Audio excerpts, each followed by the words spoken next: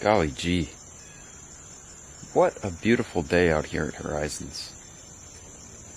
Wonderful black walnut. The air smells fresh.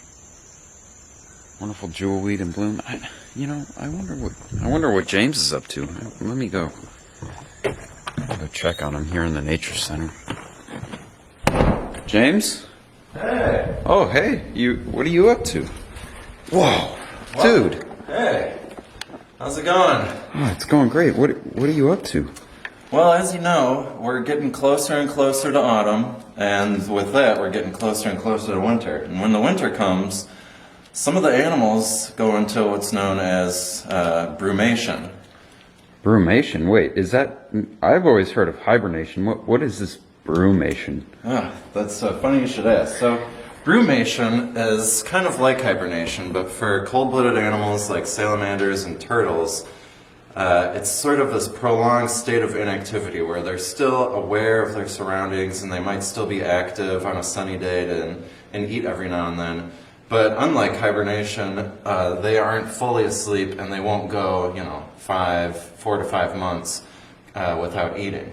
So Mr. Tiger Salamander here, and this is good because we've been using substrate from outside every so often during the summer. And when you use substrate from outside, you can get eggs of things like mites or springtails, and those might be an irritant to the critter that we got in here crawling around in the skin. They won't necessarily harm them, but it's not good for them. So we got this stuff called EcoEarth, which is a loose coconut fiber substrate. It's organic, but this won't have any foreign eggs or foreign critters in it that might harm the salamander while he's in the state of brumation throughout the winter. Not all the animals in here will go into brumation. In fact, some of them do hibernate.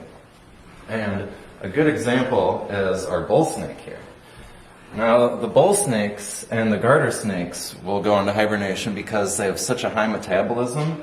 They need to eat a lot more often. And so they can't, during the winter, they can't afford to go out and find food because they're cold-blooded and there's not a lot of food for them. So they have to go into what's known as hibernation. And therefore, the bull snake for this winter, he'll be curled up underneath the wood chips here for about 4 to 5 months, completely inactive. James, I see these turtles here too. Do they go into hibernation? I kind of forgot. So actually with these aquatic turtles, they will also go into a state of brumation.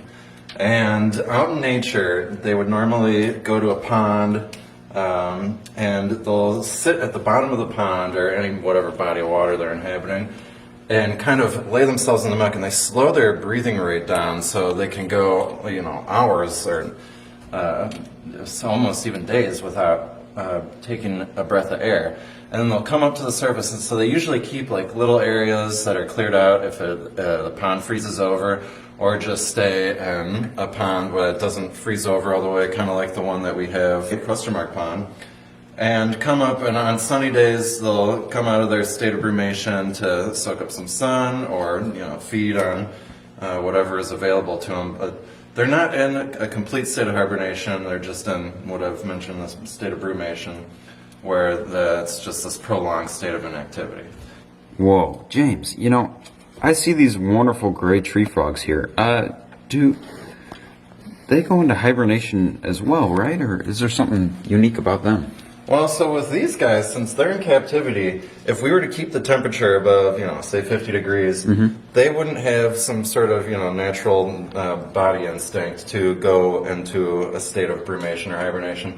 They would be just fine maintaining activity throughout the winter months.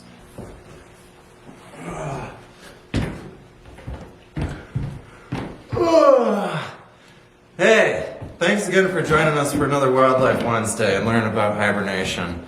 Join us next time for something neat we'll have in store for you then.